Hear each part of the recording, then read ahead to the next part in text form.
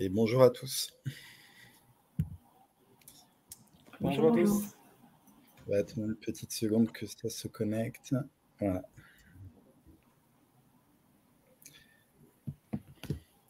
Deuxième session de Lunch and Learn aujourd'hui sur la gestion de contenu.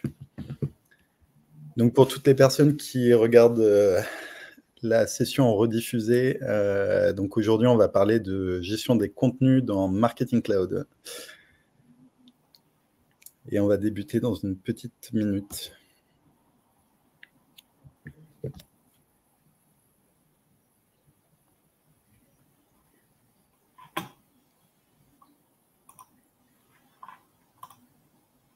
Alors, je vois qu'il y a des gens déjà connectés. Est-ce que le son est bon? Est-ce que vous pouvez nous dire en commentaire si vous nous entendez bien?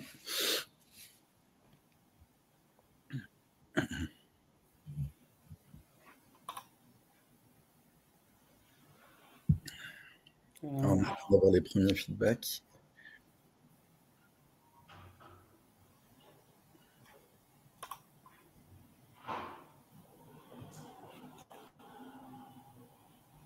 Ah, parfait, c'est bon. Ok, merci Nadège. Donc, bon, le son est bon. Alors, je vous propose de débuter. Donc, merci à tous ceux qui se sont connectés en direct et à tous ceux qui reverront la session en différé. Donc, aujourd'hui, on est dans la deuxième session de Lunch and Learn Salesforce Marketing Cloud, donc co-animée avec la communauté Marketing Cloud. On a le plaisir d'avoir Brune Camus aujourd'hui qui va co-animer la session avec nous.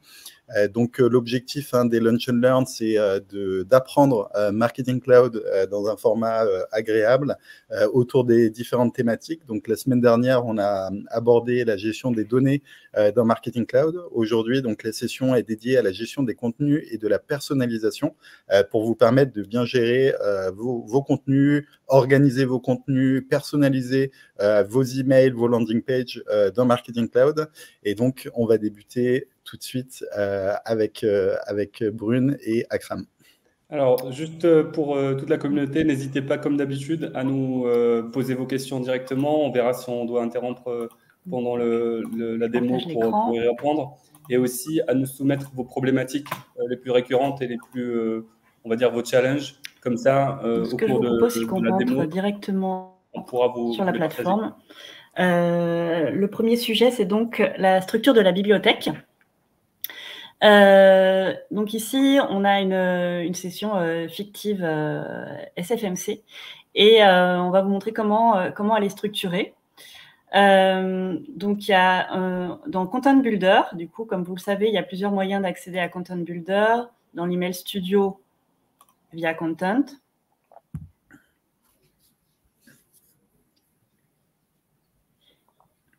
Et également, la deuxième méthode, c'est dans Content Builder. On arrive à peu près sur le même onglet. Du coup, en termes de sous-dossiers, là, c'est vraiment des recommandations, des best practices sur comment organiser vos dossiers lorsque vous travaillez notamment à plusieurs sur la même session. Du coup, là, ici, dans l'exemple concret, on a les ad hoc campaigns avec la répartition les catégorisations par pays.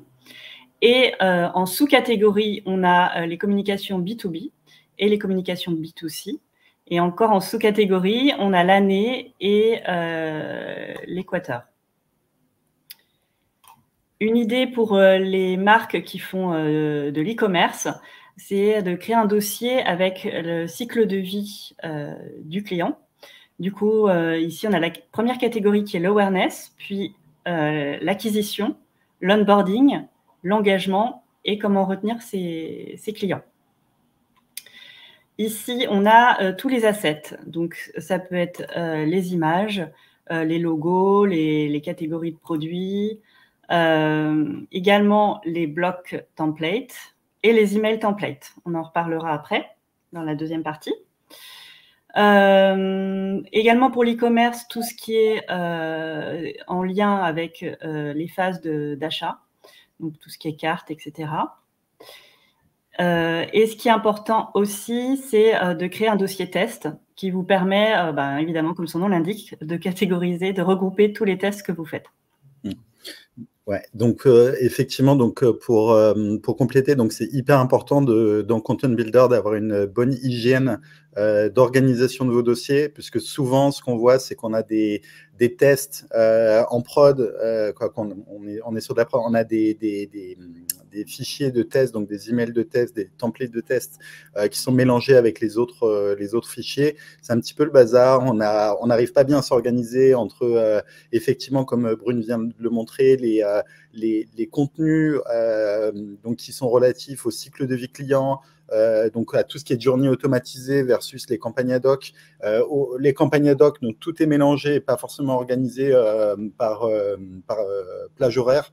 Donc c'est important d'organiser la structure des dossiers dans Content Builder pour avoir une bonne hygiène et pouvoir s'y retrouver facilement. Si on travaille sur une campagne en mai 2024, on sait que janvier, février, mars, avril, mai, voilà, on est en Q2. On est en Q2 2024, donc on peut directement retrouver l'email propre à la date sur laquelle on se situe. Donc c'est vraiment le prérequis d'organisation déjà des dossiers avant même de parler de template et d'email. Et pour compléter, Julien, j'aimerais juste préciser pour ceux qui peut-être viennent de découvrir Marketing Cloud ou autre, le Content Builder, c'est l'outil CMS, donc Content Management System de Marketing Cloud, où vous pouvez gérer tous vos contenus, de l'email au SMS et potentiellement d'autres applications comme Line, par exemple, push notification pour les applications mobiles, etc. Donc, c'est là où vraiment on centralise vraiment toute votre gestion de contenu dans la plateforme. Et comme Julien et Brune l'ont précisé, c'est important de s'y retrouver. Et pour s'y retrouver, en fait, il y a plusieurs façons de procéder. Brune l'a très bien montré. La meilleure façon qu'on recommande, nous, en tout cas, à chaque fois, c'est différencier entre les contenus automatisés et les contenus ad hoc, différencier entre les contenus récurrents, donc qu'on réutilise dans plein d'endroits, ce que Brune a appelé les brand assets. Donc là, vous allez pouvoir les réutiliser d'une manière modulaire partout. Et aussi faire un espace de travail, de test, où là, c'est un peu votre bac à sable, où vous allez mettre tous les contenus voilà, de test. Et il y a aussi ce volet-là de timeline, c'est-à-dire vous avez par année, par mois, par jour, spécifiquement sur vos campagnes ad hoc, qui vous permet en fait de vous retrouver sur les campagnes que vous opérez au quotidien. Mais je pense que la recommandation de Brune est finalement un peu la recommandation qu'on pousse tous, d'une bonne organisation des contenus. Et bien entendu, donc avant de te redonner la main, Brune, important, c'est que cette proposition qui vous est faite ici, c'est vraiment à titre d'inspiration. Vous pouvez vous en servir pour organiser vos dossiers. C'est pas forcément la meilleure méthode, hein. Chaque entreprise aura sa propre méthode en fonction de son secteur d'activité, des typologies de campagnes entre les journées, les campagnes ad hoc, voire autres types de campagnes que vous opérez au quotidien selon les marchés que vous adressez, etc. Donc, n'hésitez pas à adapter ce modèle en fonction de la manière dont vous vous sentez le plus à l'aise et en fonction des équipes qui travaillent dans Marketing Cloud, puisque si vous travaillez sur une même business unit, on le rappelle, les dossiers sont la meilleure méthode pour siloter, pour cloisonner les contenus dans une même business unit. Nickel. Du coup, je pense qu'on peut passer à la deuxième partie sur tout ce qui est bloc et création d'emails. Donc là, pour ça, je pense que c'est important de juste rappeler un peu quelles sont les options qui se posent à nous quand on veut créer des emails. Ouais. Et je pense que du coup, il n'y en a pas énormément. Il y a 3 options globalement. On commence à partir de ce qu'on appelle un template, donc un modèle prédéfini qu'on peut utiliser en glisser-déposer pour créer nos emails sur la base d'un modèle mis à disposition aux utilisateurs. Les HTML et textes que vous connaissez très bien, donc pour les personnes les plus techniques, on peut créer à partir de zéro des emails HTML.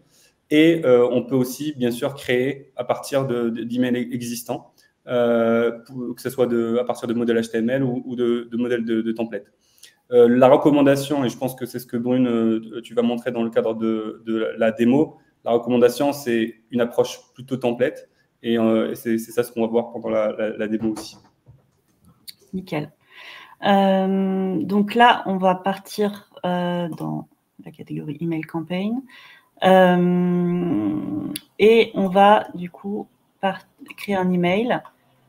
Donc, comme le disait Akram, donc, on peut partir d'un template, d'un HTML, d'un existant, etc. Là, on va partir... et dans les templates, il existe les templates standards qui sont déjà créés dans la bibliothèque SFMC. On a les blocs vides.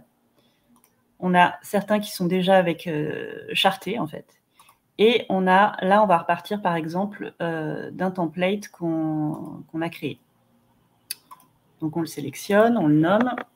Alors, le temps que Brune renseigne les infos sur les propriétés de cette nouvelle email, alors donc les avantages d'utiliser un template préexistant, c'est que vous allez pouvoir notamment définir les éléments graphiques dans cet email, à savoir donc dans le HTML, les caractéristiques CSS, donc pour la mise en forme, tout ce qui est responsive design du template, donc la manière dont il va s'adapter en fonction de la taille du device.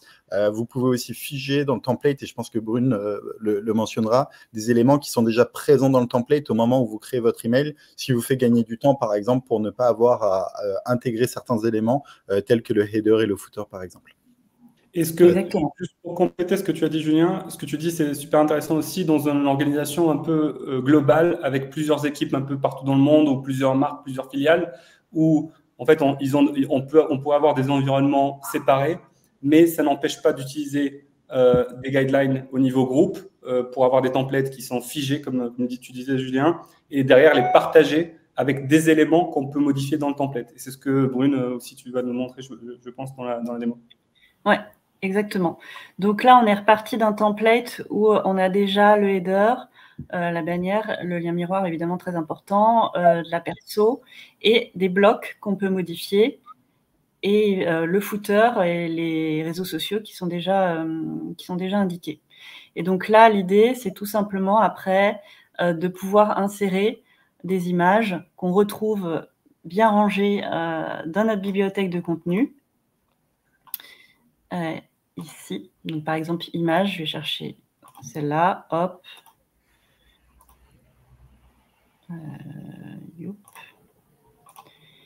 Et on n'a plus qu'à saisir nos textes et à compléter le texte de nos boutons, etc. On peut évidemment ajouter d'autres blocs qui sont déjà créés. Donc, on peut faire glisser... hop, pourquoi je n'y arrive pas? Donc, pardon, ça ne marchait pas. Donc, dans les contents, par exemple des blocs qu'on a préenregistrés, il suffit de les glisser. D'ailleurs, pour information, petite astuce, lorsque vous créez un bloc qui pourra vous resservir plus tard, vous pouvez l'enregistrer, le sauvegarder. Il suffit de faire Save Block, Create New, donc par exemple To Picture. C'est une astuce assez précieuse. Save. Évidemment, je ne l'ai pas rangé au bon endroit, mais l'idée, c'est de le ranger après dans vos blocs pour le retrouver facilement. Qu'est-ce que je voulais montrer d'autre? Oui. Donc là, ce qui est intéressant pour compléter, c'est que dans l'email que tu as créé, sur la base du template, on voit que tu n'as pas modifié la couleur du bouton. Tout est charté avec les couleurs beige de la charte graphique de l'entreprise, la taille des images, ce genre de choses, la police d'écriture, la mise en gras, le background color. Tous ces éléments graphiques, finalement, sont déjà propre au template, ce qui te fait gagner du temps et aussi sécurise le respect de la charte graphique lors de la création de l'email. Ce qui évite d'avoir des marges trop importantes, de mieux maîtriser finalement, de moins passer de temps sur la création graphique et vraiment de se concentrer sur le contenu du message et la personnalisation. Exactement. Et même on peut le dupliquer pour faire une newsletter qui a toujours la même charte. Enfin, c'est vraiment une méthode intéressante.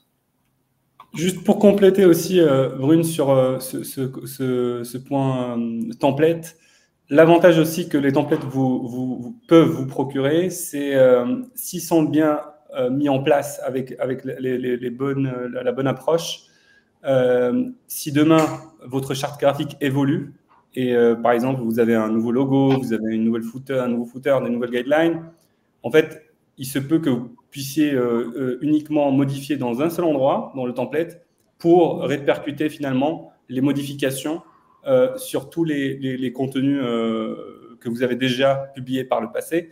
Alors attention, ce n'est pas forcément quelque chose qui se fait automatiquement, ça dépend de comment vous avez mis en place le template. Il y a des méthodes qui nous permettent de répercuter ces changements automatiquement, et il y a des méthodes qui permettent en fait de répercuter les changements, mais on va devoir republier les contenus dans tous les journées ou les envois qu'on fait au quotidien. Voilà.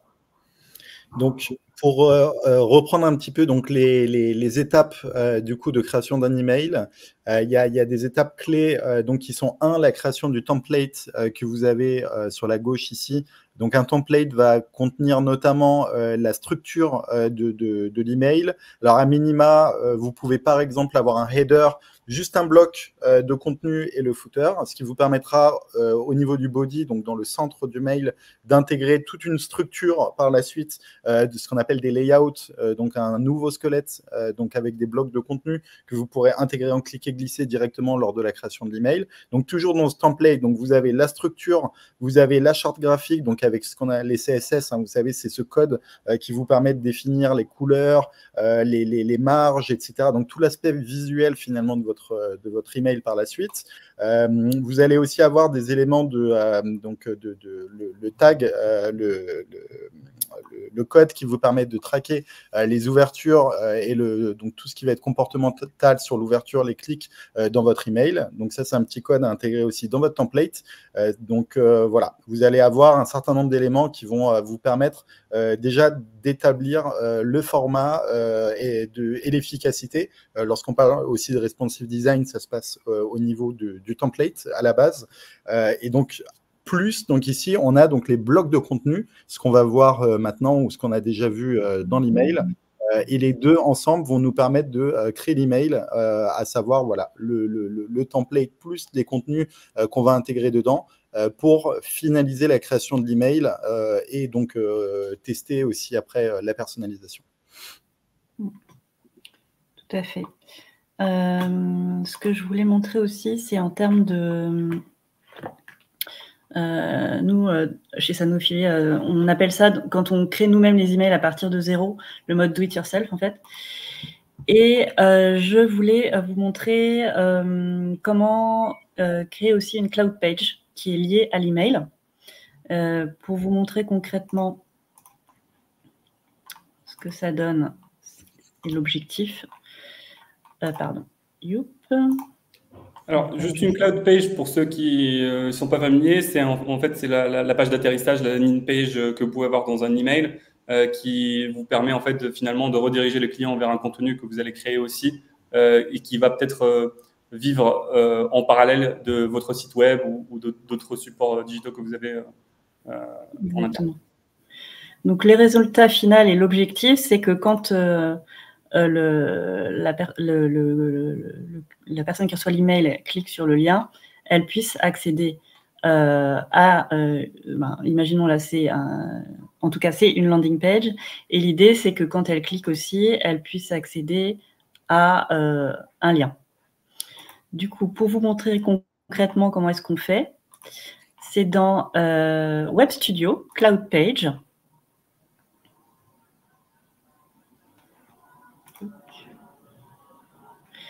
Donc là, c'est celle que j'ai créée. Donc, je vais faire Edit.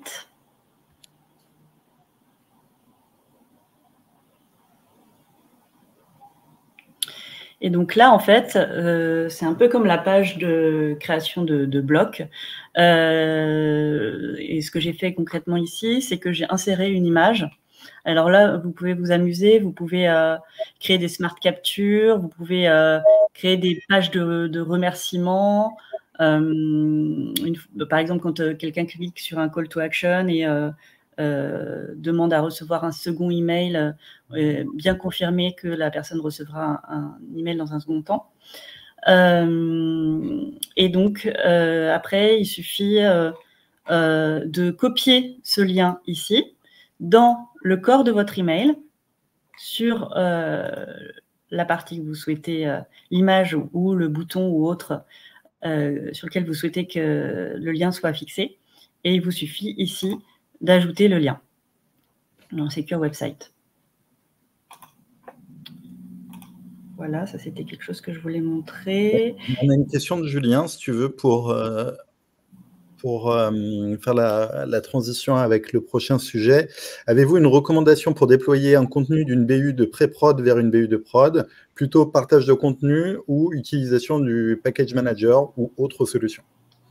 Alors, j'ai envie de dire que ça dépend, et je vais aussi, je parle sous le contrôle de Julien et Brune, de ce que vous faites aussi de votre côté. Ça dépend, pourquoi? Parce que pour moi, Package Manager, c'est un outil de release management quelque part. Et c'est pas un outil de partage de guidelines. Donc, si on est dans une approche où on doit partager des guidelines avec des régions, avec des filiales, etc., ces guidelines-là peuvent changer, c'est-à-dire que les contenus qu'on met dans le cadre du partage peuvent éventuellement être mis à jour, changer, etc. Là, je partirais plus sur du partage de contenu.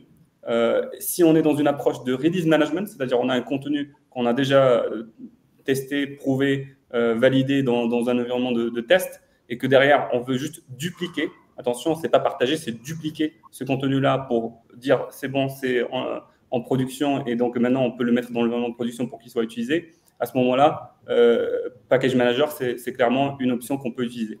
Donc ça dépend vraiment de l'usage et de comment vous voulez mettre en place les process par rapport à chaque usage.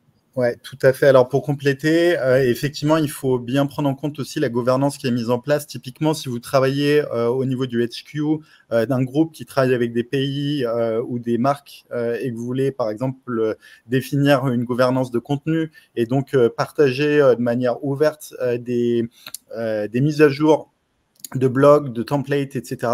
Les shared content, donc les contenus partagés, sont aussi une méthode simple pour partager des assets créatifs au niveau de différentes business units.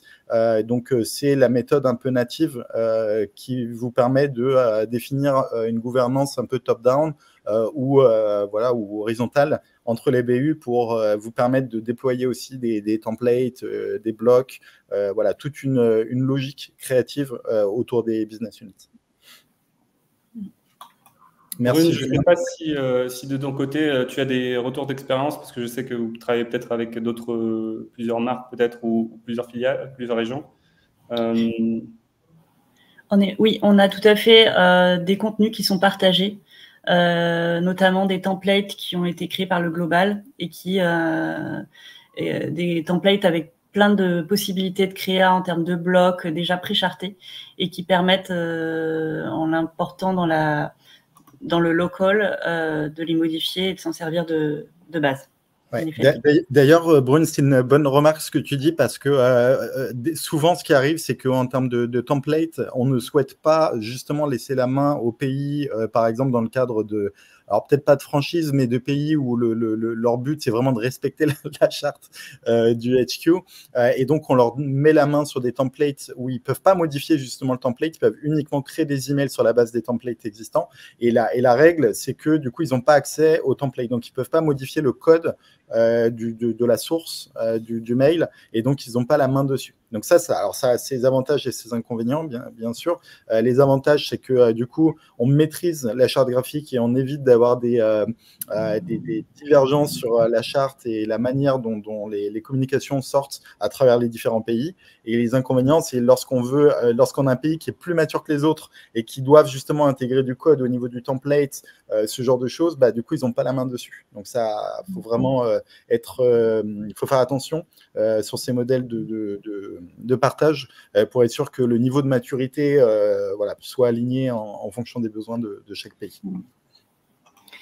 Je voulais faire aussi une petite reco que j'utilise moi depuis 6 ans que je travaille sur la plateforme, c'est d'avoir une nomenclature spécifique pour chaque email. Bon, là, c'est donc une version test, mais d'avoir un identifiant unique pour chaque campagne. Ça permet d'aider lorsqu'on est plusieurs à travailler sur des emails et lorsqu'on a des outils de tracking, comme c'est le cas chez Sanofi externe, de retrouver plus facilement de quelle campagne il s'agit. Donc nous, on a toujours un identifiant en SF, le nom de la BU, le nom du produit, un mot-clé qui correspond au contenu de l'email. Voilà, c'est une petite pratique que je recommanderais. Et je crois qu'on voulait montrer aussi la création d'email à partir d'un HTML lorsque vous faites appel à une agence. Donc, on va utiliser ce site que j'ai découvert grâce à Julien hier, qui est très précieux.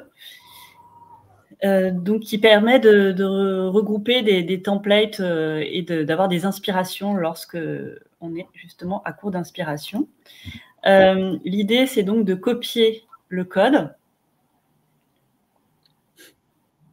Si j'y arrive. Et dans SFMC, donc create email message à partir d'un HTML. Là, on va l'appeler. Le temps que tu remplisses les informations, Brune, je vois déjà des questions arriver sur AMP. Est-ce que ça veut dire? Ça, je pense qu'on fera une session à part sur ce sujet-là. C'est un autre type d'email dynamique. Et donc, je pense qu'on va l'adresser dans un sujet à part. Aujourd'hui, on parlera que de HTML et texte. Nickel. Donc, je code dans la partie de gauche, je colle, pardon, dans la partie de gauche le bloc.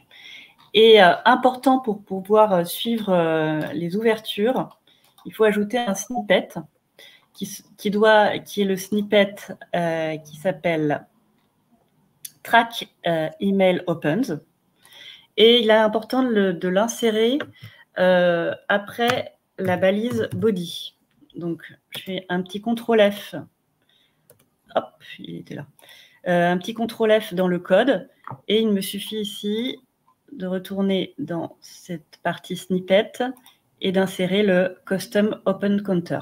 Alors, pourquoi on le met justement après l'ouverture du body, hein, je crois que c'est mis dans la documentation de Marketing Cloud, c'est que ce code-là, en fait, ce qu'il fait, c'est qu'il intègre un pixel, donc comme une image finalement très petite, qui du coup est intégrée dans le code. Et le body, en fait, c'est la première chose lorsqu'on va ouvrir un email, indépendamment en fait des images, le contenu du mail peut intégrer des images qui sont un peu lourdes à charger, etc. Et lorsque le code est chargé, après l'ouverture du body, ce pixel en fait est le premier élément qui est chargé. Et donc, même si le client, l'utilisateur va ouvrir votre email dans les transports et pas forcément avoir eu le temps de charger toutes les images, etc., au moins c'est la première chose qui charge. Donc, ça permet d'avoir le tracking qui remonte bien. Bon, même si aujourd'hui l'ouverture est un peu n'a plus vraiment de sens compte tenu des dernières actualités. En tout cas, c'est ce qui vous permet, ce petit code-là, d'avoir les données de tracking sur l'ouverture, le clic et autres informations précieuses qui vous permettront de monitorer l'activité de vos emails. Donc, très, très important de bien l'intégrer. Alors, je crois qu'on a perdu la connexion avec Brune. Du coup, on va continuer à parler.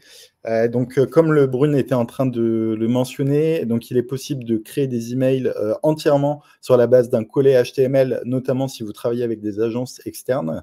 D'ailleurs, sur le site Really Good Emails que Brune était en train de vous montrer, comme elle l'a mentionné, c'est à titre d'inspiration. Hein. L'idée, c'est pas de copier les codes de la concurrence. Maintenant, voilà, sur ce site, vous avez la possibilité de récupérer les codes sources de certains emails, notamment si vous voulez partir d'un modèle que vous voulez complètement transformer. La recommandation qu'on vous fait, c'est de travailler avec votre agence si vous en avez une, ou d'essayer de construire vos propres templates pour voilà, être le plus proche possible du résultat que vous attendez. On peut avancer sur la personnalisation. Ah, ouais.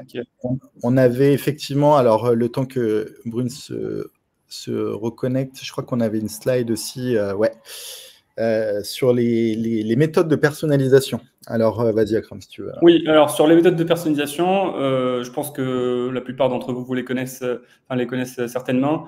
Nous avons globalement 3 groupes. Le premier, c'est Personalization Strings. C'est la méthode de personnalisation, on va dire, la plus simple. Pourquoi? Parce qu'elle utilise des balises simples, exemple %, first name, %, pour personnaliser les contenus de vos emails avec, par exemple, le prénom, le nom ou d'autres informations assez simples que vous allez pouvoir récupérer à partir de votre table d'envoi ou à partir de champs que vous allez mettre en place au niveau du profil de vos contacts. La deuxième méthode, aussi beaucoup utilisée dans le cadre de personnalisation de contenu type bannière ou produit ou autre, c'est Dynamic Content, et même pour les traductions d'ailleurs, qui se base sur les champs disponibles dans la table d'envoi pour afficher des contenus différents en fonction des segments ou des attributs de vos audiences. Elle permet de personnaliser les contenus et vous avez un niveau de personnalisation qui peut être de simple à très avancé, c'est-à-dire de simple, j'affiche un texte différent en fonction par exemple, de la langue préférée de mon client, à très avancé, c'est-à-dire j'affiche carrément un contenu différent complètement, c'est-à-dire il y aura un contenu qui va être plutôt une bannière et un texte tout simple. Il y aura un contenu qui va peut-être une bannière plus une grille de produits, plus plusieurs textes, etc. Donc ça, c'est ce qu'on appelle les Enhanced Dynamic Contents. Et donc, c'est vraiment un moyen que je vous recommande, assez simple d'utilisation, mais efficace en termes de personnalisation. Le dernier, qui est un peu le marteau qu'on va sortir à chaque fois, c'est l'AMP Script. C'est le langage propriétaire de Marketing Cloud pour faire de la personnalisation avancée. Alors attention, il y a aussi ce qu'on appelle le SSJS, Server-Side JavaScript, qui peut être en complément de AMP Script pour être utilisé pour la personnalisation. Et le principe est assez simple. C'est un langage de programmation qui permet, en fonction d'une logique, peu importe laquelle, algorithmique, de conditionner les contenus que vous allez afficher ou de mettre même à jour des valeurs dans vos tables et de croiser plusieurs niveaux de données de plusieurs tables différentes, etc. Donc vraiment, c'est le niveau le plus avancé. Vous pouvez virtuellement faire énormément de choses, une infinité de possibilités. Et donc, c'est comme ça qu'on va faire la personnalisation dans Marketing Cloud avec ces 3 leviers.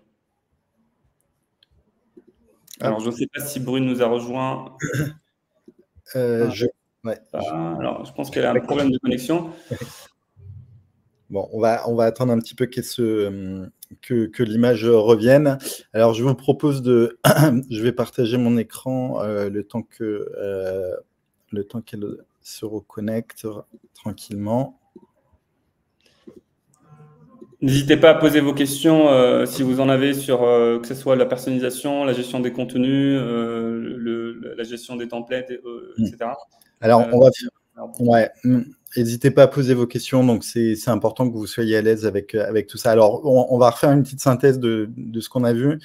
Donc, dans Marketing Cloud, donc Content Builder, c'est le module qui permet de gérer les contenus au niveau de l'organisation, donc notamment pour vos emails, vos landing pages, donc sur l'aspect créatif.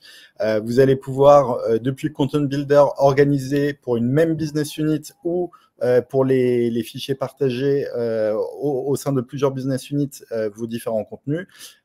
Donc, notre conseil, c'est d'avoir une structure, une hiérarchie de dossiers pour bien organiser vos contenus, pour que ce soit agréable de travailler dans Marketing Cloud au quotidien et donc bien anticiper les usages que vous en avez pour la création de vos contenus. Donc, dans les types de contenus récurrents, on va retrouver voilà, les contenus pour vos campagnes ad hoc, pour vos cycles de vie automatisés, les contenus récurrents qui vont être utilisés au niveau de tout ce qui va être template, donc votre librairie de blocs de contenu, donc ce que vous disiez, hein, Brune, tout à l'heure. Et après, donc en fonction de vos usages, voilà, vous pourrez compléter.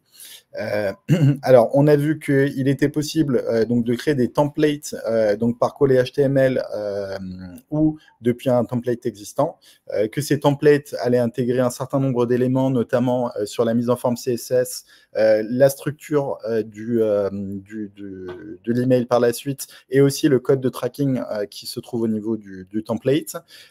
Et donc, lorsque vous créez un template, alors ça c'est aussi important, c'est que vous allez en fait avoir un certain nombre de codes snippets qui sont disponibles et notamment des codes qui sont déjà présents.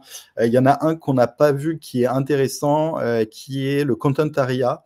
Donc, le Content Aria, en fait, vous permet, donc si vous avez un header et un footer qui sont figés au niveau du template, de rendre uniquement éditable cette zone dans l'email par la suite. Ce qui veut dire que lorsque vous allez créer un email sur la base de ce template, vous allez avoir en fait uniquement les zones de Content Aria qui seront déjà éditables et vous avez la possibilité de définir ce qui se trouve en fait dans cet élément et forcer, par exemple, si vous voulez uniquement que sur ce content area, vous avez du HTML ou une image, par exemple dans le cadre d'une bannière, vous pouvez spécifier que ce bloc-là sera une image et que le bloc du dessous sera voilà, un autre format. Donc ça vous permet en fait de spécifier pour chaque bloc personnalisable dans votre email, qu'à ce niveau-là du mail, on veut une bannière. Sur le format d'en dessous, on veut un titre donc qui est déjà préformaté avec le format HTML, ou au contraire, vous voulez avoir plutôt la liberté, et vous pouvez créer plusieurs types de templates de cette manière, des choses très chartées ou des choses plutôt ouvertes pour donner plus ou moins de liberté à vos utilisateurs. Alors, je pense que Brune a rejoint et... Alors, juste sur les templates, Julien, sur le contenu que tu as, le content area que tu as créé, il y a aussi ce que tu mentionnais tout à l'heure, la possibilité de gérer le fait de lock ou unlock un contenu, c'est-à-dire de les verrouiller pour qu'il soit modifiable ou de le garder en ouvert en fonction de vos guidelines. Voilà. Donc là, voilà, vous avez les propriétés du bloc, vous avez la possibilité effectivement de figer ou pas des contenus. Alors pareil, tant qu'on est sur la partie éditeur, donc là, vous avez un affichage en liste. Alors, par défaut, vous êtes au niveau de la BU, donc sur tous les contenus. Lorsqu'on sélectionne un dossier, donc bien entendu, vous avez uniquement ce qui se trouve dans le dossier qui s'affiche au niveau du Canva ici. Vous avez la possibilité aussi de modifier l'affichage ici par liste ou par grille pour avoir une meilleure visualisation des contenus dans le cadre justement de vos recherches de contenu. Alors, on parle ici de Content Management System, hein, c'est un peu un mini CMS.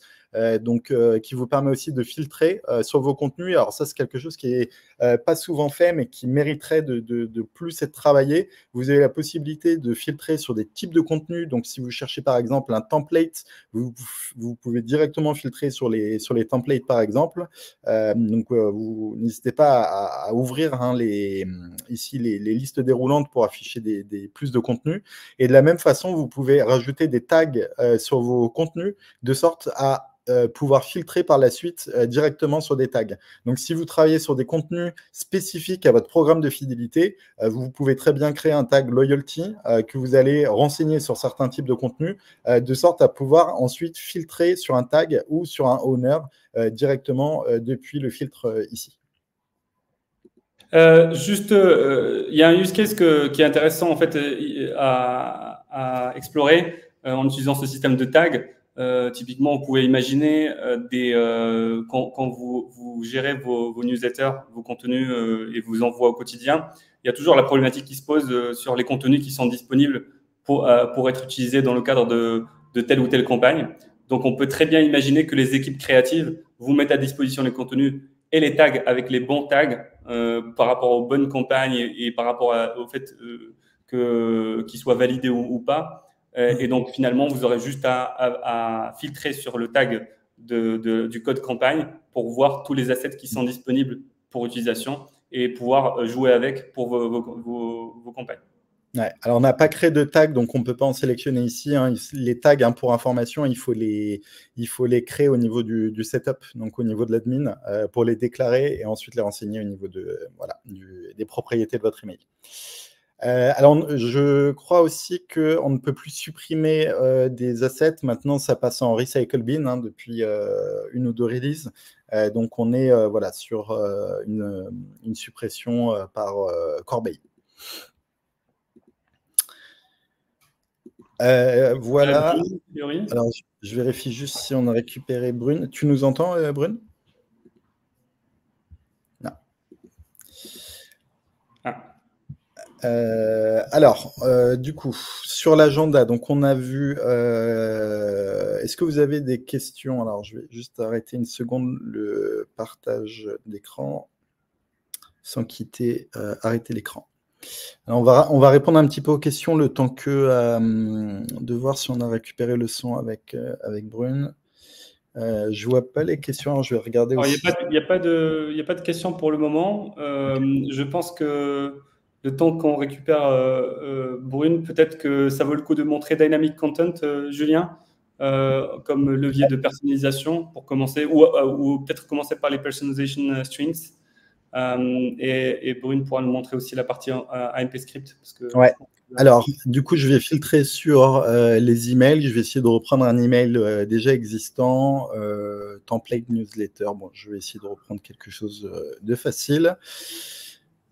Hop. Alors, quand vous éditez, on peut éditer directement depuis le contenu hein, pour éviter de passer par la phase propriété ici. Donc, alors c'est un template, j'ai pas regardé, c'est un template de, je ne sais pas s'il y a des blocs ici. J'aurais aimé avoir un format avec des blocs, je vais peut-être en prendre un autre. Je crois que celui-ci était... Ouais, celui-là, il est avec nous. Voilà. Donc là, en fait, on est sur un modèle d'email donc avec différents blocs déjà existants.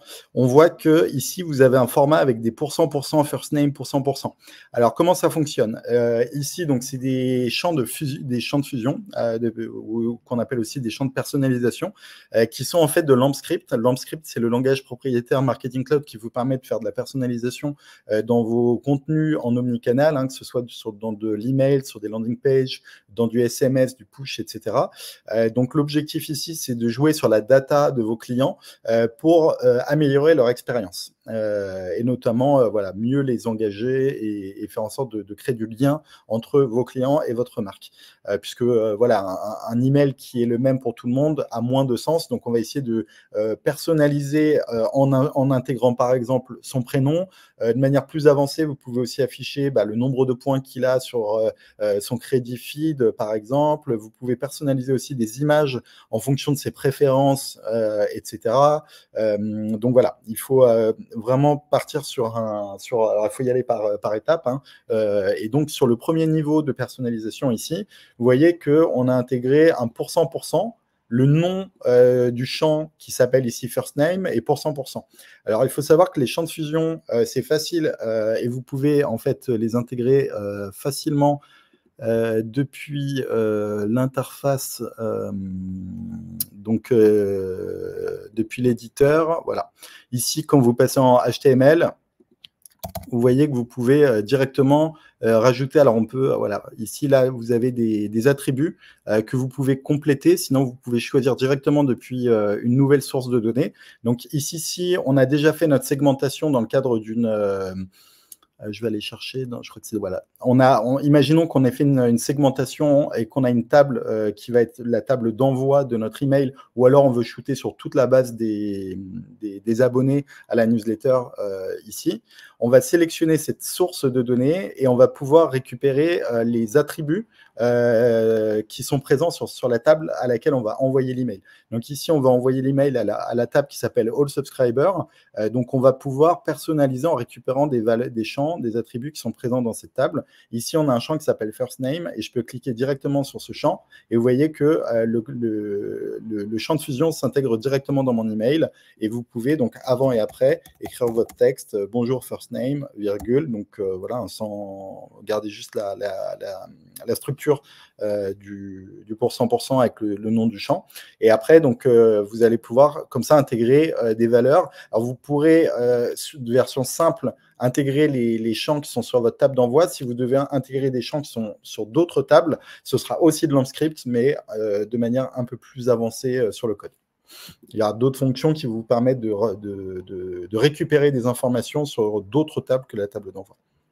Alors ça, c'est un premier niveau qui vous permet d'intégrer des champs de fusion facilement. La deuxième méthode qui vous permet facilement de faire de la personnalisation donc dans votre email, c'est les contenus dynamiques.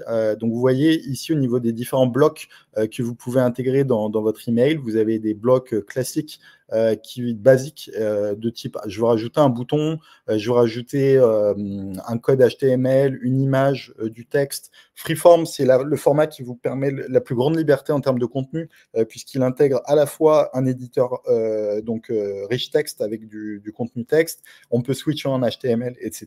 Donc à favoriser si vous ne savez pas encore ce que vous allez créer dedans. Et après, dans les contenus avancés, vous avez donc d'autres d'autres types de contenus, donc plus dynamiques, qui vont vous permettre notamment de réaliser de l'A/B testing ou, encore une fois, de faire de la personnalisation grâce au contenu dynamique, et c'est ce qu'on va intégrer ici. Donc là, j'intègre un bloc qui s'appelle contenu dynamique que l'on veut personnaliser en fonction, par exemple, du niveau de fidélité. Ou alors, si le client a téléchargé l'application mobile, je vais afficher un bloc pour justement lui montrer une nouveauté sur l'application mobile. Et s'il n'a pas l'app mobile, je vais lui afficher un bloc qui l'invite à télécharger l'application mobile. Donc, il faut savoir que lorsque vous intégrez ce bloc de contenu dynamique, vous avez toujours un contenu par défaut qui est affiché si le client ne respecte aucune des conditions, des critères qu'il va suivre. Donc, on peut donc définir une règle basée sur la table d'envoi de notre email. Ici, je souhaite envoyer un email à ma table qui s'appelle All Subscribers. Et sur cette table, je vais notamment retrouver un champ qui est... je crois qu'on avait créé le Has Downloaded, voilà, Has Downloaded App. Donc ici, lorsqu'il a bien téléchargé l'application mobile, donc je veux lui afficher un bloc que j'aurais déjà préalablement créé, qui va être, donc là, bon, je vais rajouter un bloc lambda, je vais rajouter une image par exemple. Pardon, c'est pas un bloc, c'est juste une image. Je vais essayer de filtrer juste. Tu peux ajouter peut-être le bouton If has downloaded false. Dans ce cas-là, tu lui affiches télécharger l'application, par exemple. Ouais, c'est ça. Il faut préparer les contenus à l'avance. Ici, je vais juste sélectionner un bouton. Donc, je vais avoir un bouton rose s'il a téléchargé l'application mobile. Voilà. Et par défaut, s'il n'a pas téléchargé l'application mobile, du coup, pour les autres personnes, je veux afficher un autre bouton, Content Block, et je vais afficher le bouton vert. Donc là, vous voyez que par défaut, donc, la règle 1, c'est, on va dire, as downloaded app, yes. Et là, c'est l'inverse, du coup. Donc, as downloaded app no. Donc là, c'est pour tous ceux qui n'ont pas téléchargé l'app, ils ont un élément de personnalisation qui est donc un bloc de contenu qui va inviter vos abonnés à télécharger l'app mobile. Et pour ceux qui ont téléchargé l'app mobile, on leur met un autre contenu. Et donc ça, c'est fait de manière très simple. Donc là, vous pouvez éditer après les contenus directement. Ici, je vais valider mon bloc. Et là, vous voyez que par défaut, vous avez le contenu le contenu par défaut qui s'affiche. Donc après, alors comment tester justement que la personnalisation se fait bien? Alors vous voyez, vous avez ici un onglet qui vous permet notamment de prévisualiser et tester votre email. Donc ici, vous avez en fait voilà, différentes options de personnalisation, notamment pour tester les champs de fusion. Vous allez utiliser le premier onglet sur le preview sur la base des attributs de vos clients. Donc ici, vous allez sélectionner notamment la table d'envoi de votre email. Shared Data Extension. C'est bizarre parce qu'il y avait des... Ouais, je crois qu'il y avait... Ah, je ne sais pas si on avait mis des data dedans. Si, il y en a. Mais sinon, regarde dans le Data Extensions, ABC Demo, ABC Retail Demo. Ah, bon. Ah, voilà. Ouais, mais là, non, c'est la Allsep, il n'y aura pas les champs de fusion sur celle-ci. Non, ouais, celle-là, par exemple. Ouais. Voilà, bon, je prends il n'y a pas les champs de... Bon, il n'y a pas le As Downloaded App, je crois, sur celui-ci. Bon, c'est pas grave, on va quand même choisir celle-là puisqu'on n'a pas le choix. Donc là, toujours sélectionner un contact lorsqu'on fait une preview. Et là, vous voyez, bon, on a un message d'erreur parce qu'il va nous manquer des champs qu'on a intégrés notamment pour la personnalisation du mail. Donc là, vous voyez, hein, le champ As Downloaded App est manquant en fait dans la table d'envoi, donc ce qui nous empêche empêche la personnalisation, notamment voilà, du bloc de contenu ici. Autrement, et là, ouais, le first name en fait ici doit correspondre en fait à la table d'envoi. Donc c'est important de bien utiliser les vraies valeurs de la table d'envoi. Si vous écrivez first name avec un tiret ou sans tiret, en fait, ça aura un impact. Donc, il faut vraiment reprendre exactement la manière dont le champ a été créé. Donc là, dans la table, voilà. Julien, je vais créer une donnée rapidement. Comme ça, tu peux... Donc, je continue donc, donc toujours pour introduire donc, la personnalisation. Donc là, vous voyez, on a sélectionné depuis le dossier ici une table et un enregistrement, donc un abonné. Les attributs de la table vont s'afficher ici et aussi les valeurs pour le subscriber, donc le client que vous aurez sélectionné par défaut. Et vous voyez qu'en fait, son identifiant s'affiche ici.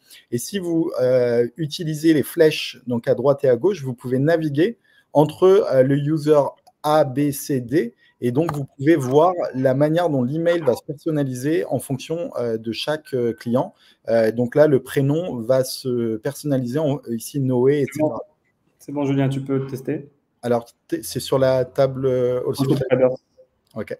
Donc là, voilà, je sélectionne le premier client ici qui s'appelle Julien Coiten. Donc, je le sélectionne. Voilà. Donc là, ah oui, alors je vais juste modifier le nom du champ rapidement avec first name. Et le subject line aussi. Ouais. Hello. Newsletter mail. On fait simple. Voilà. Donc là, je sélectionne. Donc voilà, mon contact 1, 2, 3, 4 est sélectionné. Et là, je vois que l'email a été personnalisé tel que Julien va recevoir l'email. Donc là, son prénom ici est personnalisé parce qu'on l'a sélectionné. Et si on a dans cette table d'envoi 50 contacts, on va pouvoir utiliser la flèche pour naviguer de Julien à Akram, à Brune, etc. et voir la manière dont l'email va se personnaliser en fonction des données individuelles de chaque personne. Donc, notamment les champs de fusion, LampScript plus largement, mais également les contenus dynamiques en fonction des données, des attributs de chacun, des valeurs sur chaque attribut. Donc là, je vois que sur Julien, il a bien téléchargé l'application mobile, donc il a le bouton beige dans la mesure où voilà, c'est un contenu qu'on avait défini comme condition uniquement pour ceux qui ont téléchargé l'application mobile. Pour les autres, on va rentrer dans le bouton voilà, par défaut vert qui est affiché par défaut. Alors, on a une question de Nathalie. Bonjour, jusqu'à combien de variations pouvons-nous créer et paramétrer avec Dynamic Content? Donc, de mémoire, effectivement, il y a une limitation, mais qui vous permet largement de gérer plus ou moins toutes vos variations. Ouais. On est, je crois, vers les 500 max, 500 content variations par Dynamic Content. Et si vous avez un cas où en fait les variations sont beaucoup plus que 500, à ce moment-là, il va falloir considérer l'AMP script, sachant que l'AMP script vous permet voilà, de traiter une infinité de variations, alors que Dynamic Content, c'est vraiment pour des variations statiques que vous pouvez gérer manuellement dans vos emails. Alors, on a récupéré Brune. Du coup, je crois que tu nous entends. Oui, je vous entends. Vous m'entendez? Okay. Ouais, c'est good. Alors, juste un moment, avant de te redonner la main, sur la partie... alors, en une heure, on a le temps de couvrir juste quelques sujets. Juste sur la partie responsive design, alors vous voyez qu'ici, sur l'email, vous avez la possibilité d'afficher l'email en desktop ou en mobile. Donc, on a un premier niveau pour vérifier le responsive design, même si il est fortement recommandé de s'envoyer l'email pour vérifier la manière dont votre email va réagir sur les différentes tailles de device. Pour cela, donc là, rapidement, vous pouvez tester la partie mobile, voir s'il n'y a pas déjà de bloc qui dépasse ce qui est un premier niveau pour corriger des éléments des aspects visuels. Le deuxième niveau pour tester, donc c'est de passer par le deuxième sous-onglet ici, qui s'appelle le Test Send, qui va vous permettre de vous envoyer à vous ou d'autres emails individuellement à une liste d'emails ou sur une data extension de type test, donc un ensemble de gens déjà préparamétrés dans cette DE de test. Votre email, maintenant les envois test ici ne vont pas, donc peuvent être personnalisés sur la base d'un abonné en particulier que vous sélectionnez. Donc il faudra définir voilà, la personne et le sender à laquelle vous voulez envoyer l'email. Maintenant, la meilleure méthode, c'est de vous l'envoyer sur différents formats. Vous envoyez l'email sur desktop, donc sur votre PC, sur un mobile, un Android, sur un iOS, etc. Une bonne option, si vous avez des licences Litmus, c'est d'intégrer Litmus directement ici en vous connectant pour afficher sur tous les devices et les webmails votre email. Donc ça, c'est la version la plus complète. Et Brune, je te redonne la main si tu avais des choses à compléter. Ah, je crois que ça a ressauté. Donc, juste un point important à préciser dans la gestion de contenu. Des fois, vous allez être confronté à des contenus qui ne sont pas affichés de la même manière dans un client email ou dans un autre. C'est-à-dire dans un Gmail versus un Apple Mail versus un Yahoo versus d'autres fournisseurs. Et aussi mobile versus desktop et selon aussi potentiellement si vous avez une application mobile, selon les versions et les téléphones. Donc, ne soyez pas surpris parce qu'en fait, les rendus ne sont pas harmonisés partout et il faut prioriser vos choix et prioriser vos gains. C'est-à-dire, il faut pouvoir gérer les emails les plus importants, les fournisseurs les plus importants et les versions les plus importantes dans le cadre de votre business. Alors, et pour ça, n'hésitez pas à faire les rendus sur Litmus comme ce qu'a mentionné Julien par rapport. Alors, important, en parlant de personnalisation, vous pouvez personnaliser de l'AmpScript et des contenus dynamiques et de l'A/B testing, etc. à différents niveaux, notamment sur l'objet du mail. Là, vous voyez qu'on peut insérer directement, donc pareil, des éléments de personnalisation. Vous pouvez insérer des icônes et plus largement que cette liste-là, vous pouvez insérer des icônes que vous trouvez sur Internet, un petit soleil, une petite fusée, etc. Vous pouvez aussi créer des contenus dynamiques directement sur l'objet du mail ici. Vous avez aussi le nouveau bouton de génération de subject line qui peut être aussi activé en fonction des permissions sur votre org. Pareil pour le pré-header. Ici, on retrouve donc des éléments de personnalisation et de contenu dynamique. Donc sur le pré-header. Voilà. Donc c'est important de personnaliser à tous les niveaux, puisqu'en fait, votre email, tant qu'il n'est pas ouvert, vos abonnés vont recevoir uniquement, ils vont voir dans leur webmail, dans leur liste de mails, uniquement l'objet et le pré-header. Donc, c'est important de bien travailler cette partie-là qui va vous permettre d'augmenter le taux d'ouverture. Et une fois que votre email sera lu, à l'intérieur, l'idée, ça va être de l'engager et donc d'augmenter le taux de clic. Donc, si vous travaillez plutôt sur le taux d'ouverture, travaillez plutôt la personnalisation de l'objet du pré-header. Si vous travaillez sur le taux de clic, donc sur l'engagement, il va falloir travailler plutôt effectivement les call to action, des boutons qui soient clairs, lisibles et impactful. N'hésitez pas à faire de l'A/B testing, notamment pour tester si le bouton, vous le mettez en bas de mail ou en haut du mail, si par exemple, vous avez un meilleur taux de transformation sur vos emails. Voilà. Alors, il nous reste 2 minutes. Peut-être c'est le moment de clôturer. Et si vous avez des questions, qu'on y réponde tout de suite. Alors, malheureusement, on a eu quelques problèmes de connexion avec Brune. Elle n'a pas pu vous présenter tout ce qu'elle a préparé. Mais je pense qu'on pourra se rattraper sur d'autres sessions avec ça. Alors, en attendant que vous nous posiez éventuellement encore une ou deux questions, j'introduis donc la prochaine session, donc qui aura lieu mercredi prochain de Lunch and Learn. Alors, la prochaine session, je crois qu'elle était sur le... Attendez, je vérifie quand même. Tu te rappelles, toi, Akram, c'était sur quel sujet? Je pense que c'est... Alors, attends. Je vérifie aussi de mon côté. La session 3... donc, si vous n'êtes pas inscrit à la prochaine session, on vous invite à aller sur trailblazercommunitygroups.com et à retrouver donc l'ensemble des sessions qu'on a prévues avec le Club Utilisateur Marketing Cloud. C'est sur l'AI Marketing, la prochaine session. Donc, je crois qu'on a près de 70 inscrits sur cette prochaine session déjà. Donc, n'hésitez pas, si vous n'êtes pas déjà inscrit, à le faire. Donc, on verra effectivement toutes les manières dont l'IA peut servir votre marketing au quotidien. Donc, avec des fonctionnalités Einstein, notamment pour votre marketing. Merci, Iman.